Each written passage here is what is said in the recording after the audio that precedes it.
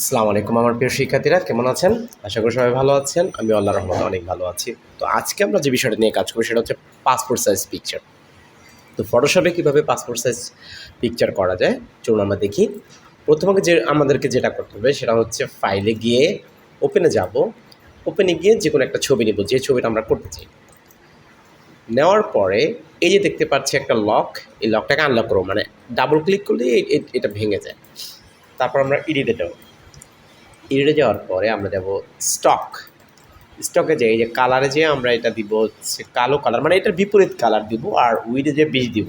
এটা ডিপেন্ড করে আপনার রেজুলেশনের উপরে, রেজুলেশনের উপরে ডিপেন্ড করে এটা বাড়ানো যায় এবং কমানো যায়। আমাদের ছবিটায় 20 লাগবে, সেজন্য আমরা 20 দিয়েছি, 20 পিক্সেল। ওকে, তারপর আমাদের যেটা করতে হবে কন্ট্রোল অল্টার আই, এটা হাইয়ে যে আমাদের দিতে হবে 2 আর উইডে দিতে হবে 1.9 রেজলিউশনে দিতে হবে 300। ওকে, তারপর আমাদেরকে যেটা করতে হবে ফাইলে যেতে হবে, ফাইলে যেয়ে নিউতে যাওয়ার পর এটা ইন্টারন্যাশনাল পেপার। ওকে,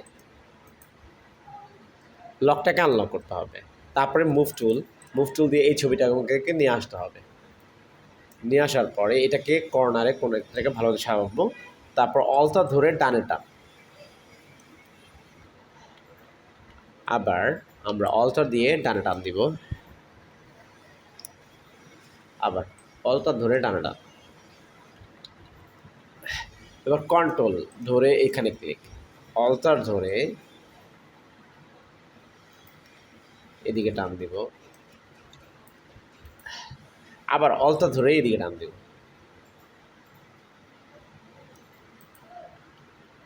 আবার অলটা ধরে এদিকে টান,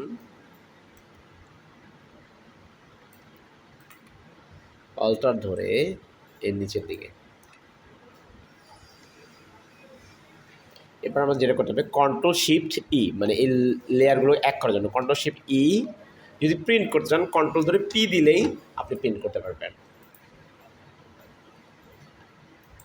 এই যে প্রিন্টে ক্লিক করলেই হয়ে যাবে। আপনাদেরকে অসংখ্য ধন্যবাদ মনোযোগ সঙ্গে আমার ক্লাসটি শোনার জন্য। ভালো থাকবেন।